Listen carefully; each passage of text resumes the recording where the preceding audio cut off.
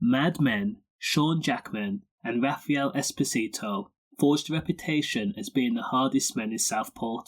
Their crimes were not split at the moment. It was a sustained and brutal M, one that was to show dominance and what real men were capable of when it involved women.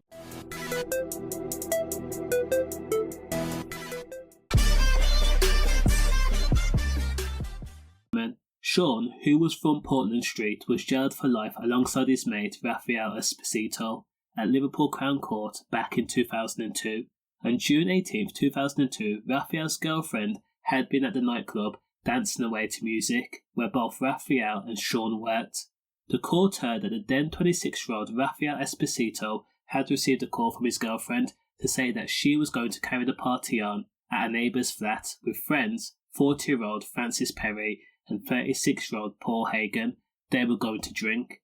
Raffaele, who prided himself on being a manly man, did not like the fact that his girlfriend was cohorting and getting over familiar with two other men. He couldn't take this. So Raffaele recruited Sean Jackman, his colleague and mate, as the two men famously worked the doors to the Derby Road flat in the early hours of the morning. When the two bouncers arrived, amped up, fully charged, Paul and Francis were in a drunken stupor. With baseball bat and blade in hand, the two men then set to work. Paul and Francis were struck repeatedly with the bat.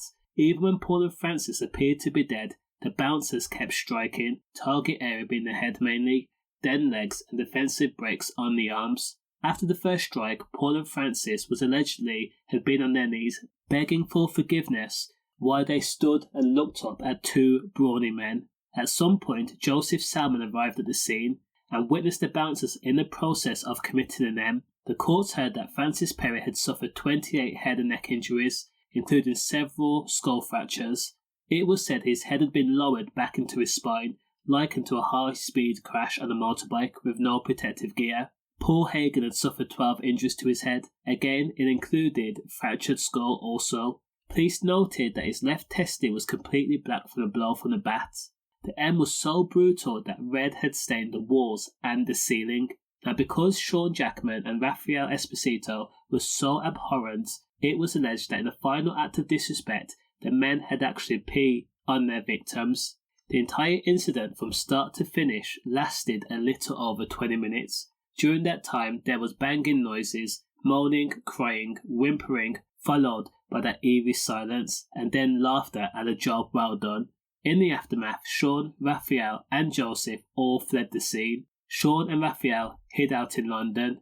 Ultimately, both men were arrested on their return to Southport.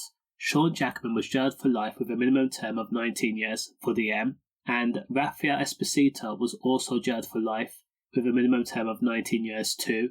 Both men denied all charges of the M and pinned the blame on Joseph Salmon. The men showed no signs of emotions or remorse when they were jailed.